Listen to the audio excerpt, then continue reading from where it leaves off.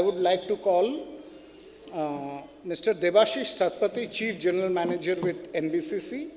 Over to you, sir. Hi, good afternoon. You see, after lunch, it's very, very difficult to keep people, physically and mentally inside the hall, right? So it's very, very important to understand how many people are really physically inside as well as psychologically or mentally inside, right?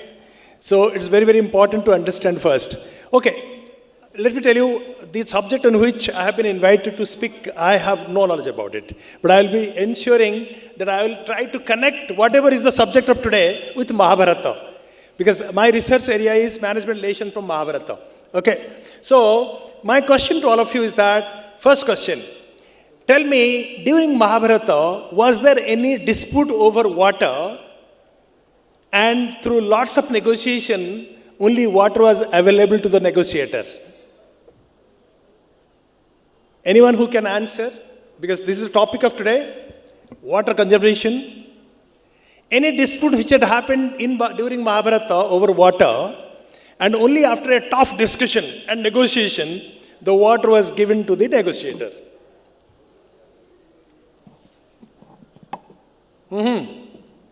Anyone here? Any guess? Any guess? Have you heard of the Pandavas who were inside the jungle? They are roaming inside the jungle and they are thirsty. They wanted to have water. And they went to a reservoir. And when the youngest brother went to the reservoir to fetch water, then the invisible Yaksha asked him, please answer my questions first. Then I'll give you water. Then you can have water. He said, who are you to stop me? You cannot stop me. Then he said, no, if you are going to have water before giving my answers, then you are going to die. Now who are you to direct me that I will be dying? Then he took water and he died. Then Sahadev also went, same thing happened to him. Then Bhim also went, and Bhim is a very powerful warrior. He also challenged the invisible Yaksha.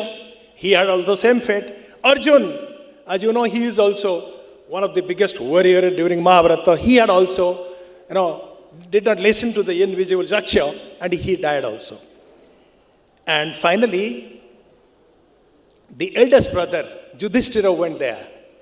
And he said, there is something which is fussy here, and probably because of something which is inside happening here, either the water is very, very polluted or it's poisoned. That's the reason why my brothers have died. Then he went also to fetch water. Then invisible Yaksha asked them the same question. If you don't answer my questions and you will take water, you will also die. Then there is lots of tough discussion and negotiation happened. And finally he said, okay, you ask me the question and I will tell you the answer. Then he had he used his intellect, wisdom, with lots of precision. He could answer all the questions which Yaksha had asked. Then finally he got the water.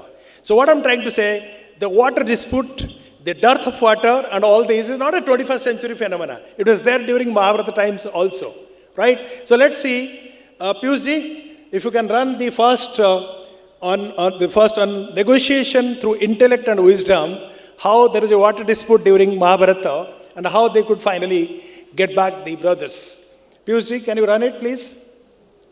The first one. Yeah. Please run the first one. Yeah. Let me share with you one management relation from Mahabharata. This is a negotiation through intellect and wisdom. The epic is, during 12 years of Banvas, while roaming inside the jungle, Pandavas were tired and were thirsty. Hence, they desperately required water. One by one, Nakul, Sahadev, Arjun and Bhim went to the water reservoir, did not bother to answer the questions of an invisible Yaksha, and died after drinking water. Yudhishthira, after discovering the death of his brothers, had the patience to analyze the situation, thought of possible reasons of such unprecedented incident. He could listen to all the questions of Dharmaraja, answered them correctly with humility by using his intellect and wisdom. Initially, Dharmaraj offered giving the life of 2 of his brothers, whereas by demonstrating his honesty and highest level of intellectual wisdom, Yudhishthira could get back the life of all his brothers. ठहरो, जल पीने से पहले मेरे प्रश्नों के उत्तर दो। यदि तुम्हें भी जल पीना या ले जाना है तो पहले मेरे प्रश्नों के उत्तर दो। प्रयास करूंगा। आप प्रश्न कीजिए। पृथ्वी से भारी क्या है? माता। आकाश से ऊंचा कौन है? पिता। पवन से भी अधिक तीव्र गति किसकी है? मन की। संख्या में तिनकों से अधिक क्या है? चिंता। मृत्यु के समीप हुए पुरुष का मित्र कौन है? दान। धर्म, यश, स्वर्ग अथवा सुख का मुख्य स्थान क्या है? धर्म का मुख्य स्थान दक्षता है और यश का मुख्य स्थान दान। स्वर्ग का मुख्य स्थान सत्य है और सुख का मुख्य स्थान शील। मनुष्य की आत्मा क्या है? पुत्र। जगत को किस वस्तु ने ढक रखा है? अज्ञान ने। आलस्य क्या है? धर्म न करना आलस है। सुखी कौन है? जो ऋणी ना हो। सच्चा स्नान कौन सा है? जो मन का मैल धो दे। काजल से भी अधिक काला क्या है? कलंक। लोक में श्रेष्ठ धर्म क्या है? दया श्रेष्ठ धर्म है। किसको वश में रखने से शोक नहीं होता? मन को वश में रखने से शोक नहीं होता। लज्जा क्या है? ना करने योग्य काम से दूर रहना लज्जा है। दया क्या है? सबके सुख की इच्छा करना दया है। तुम्हारे इस वाक्य ने मुझे अति प्रसन्न किया भरत श्रेष्ठ। तुम भरत वंश का गौरव हो। तुम्हें अपने सारे भाई जीवित मिलेंगे।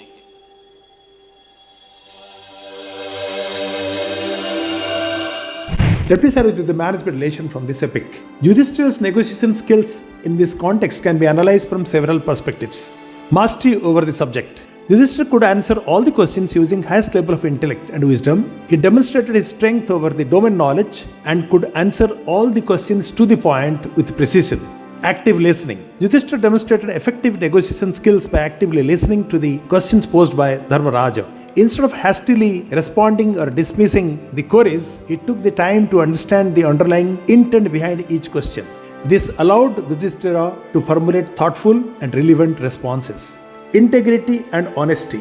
Central to Yudhishthira's negotiation strategy was his unwavering commitment to integrity and honesty. Despite the temptation to secure the revival of all his brothers through deceit or manipulation, Yudhishthira remained true to his principles. This integrity not only earned Dharmaraja's respect but also strengthened Yudhishthira's position in the negotiation. In summary, Yudhishthira, by demonstrating his reputation as a wise and virtuous leader, could delicately negotiate to get back the life of all his brothers. Thank you. If you liked it, you can give a big hand to me at least. Thank you very much. Thank you. Over to you.